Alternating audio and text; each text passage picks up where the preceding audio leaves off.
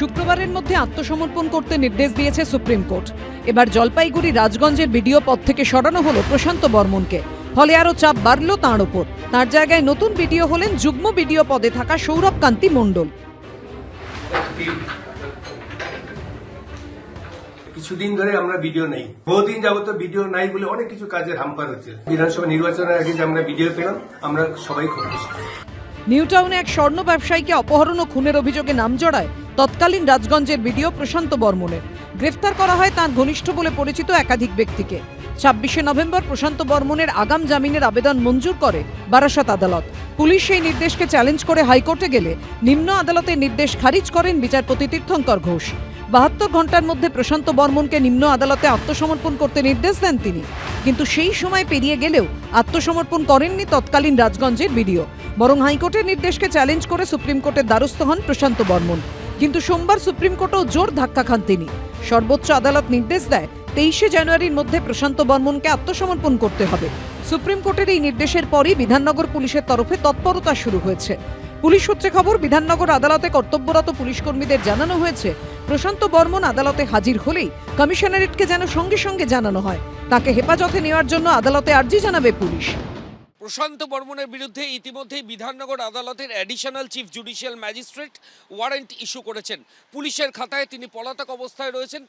বিধাননগর কমিশনারেটের তরফ থেকে বলা হচ্ছে যে স্বপন কামিল্লা খুনের ঘটনায় প্রশান্ত বর্মন মূল অভিযুক্ত। ইতিমধ্যেই সরকার পক্ষের আইনজীবী একাধিকবার আদালতে সেই সওয়াল জবাবও করেছেন।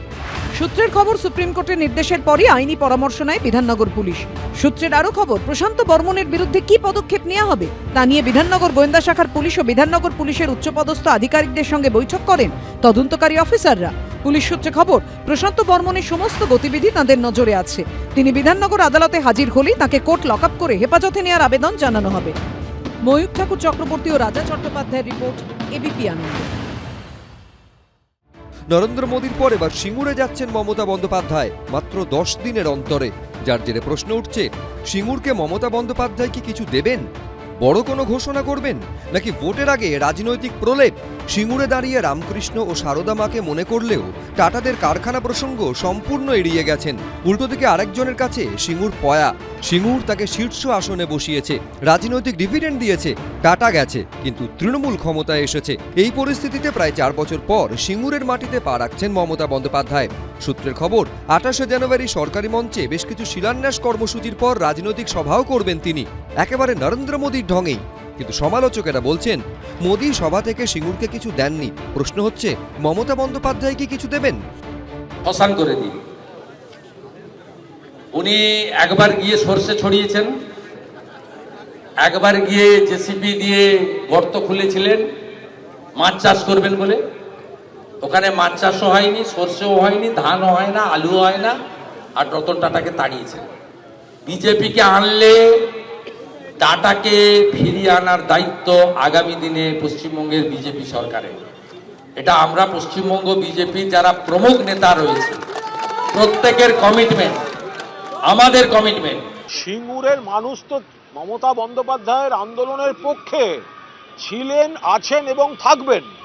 বিরোধীরা যে লাগাতার কুৎসা করছে এবং আজকের মিডিয়া এবং সোশ্যাল মিডিয়ার যুগে বাস্তব থেকে অনেক দূরে থাকা এই কুৎসাগুলোকে খানিকটা প্রচার করে দেওয়া হচ্ছে। তো আমরা আমাদের কথাগুলো বলবো, মুখ্যমন্ত্রী কথাগুলো বলবেন, একদম পরিষ্কার হয়ে যাবে। দুধ কা দুধ, পানি কা পানি।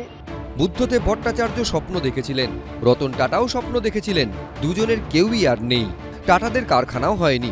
সিপিএম শাসক থেকে শূন্য হয়ে গেছে। তৃণমূল বিজেপির মধ্যে সেটিং তত্ত্ব সামনে আনছে তারা।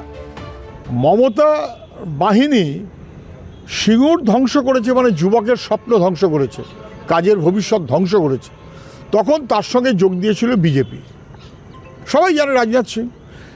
আবার এবারের ভোটে তার প্রধানমন্ত্রী আসছে, একটা শিল্প ব্যবস্থা করে যাবে বলে বিজেপি প্রচুর ভাষণ দিল। পরে দেখা গেল প্রধানমন্ত্রী আসলেন বটে, কিন্তু একবারও শিল্প সংক্রান্ত কোনো কথা বলতে সাহস পেলেন না। কারণ উনি জানেন যে সিঙ্গুর ধ্বংসের নায়িকার নাম যদি মমতা ব্যানার্জি হয়, তার সবচাইতে সঙ্গতকারীর নাম রাজনাথ সিং, তৃণমূল আর বিজেপি একসাথে। নরেন্দ্র মোদীর পর এবার সিঙ্গুরে মমতা বন্দ্যোপাধ্যায় সভা ঘিরে রাজনৈতিক পারদ চরমে। আশাবুল হোসেন, বিটন চক্রবর্তী, এবিপি আনন্দ। এবিপি আনন্দ, এগিয়ে থাকে, এগিয়ে রাখে।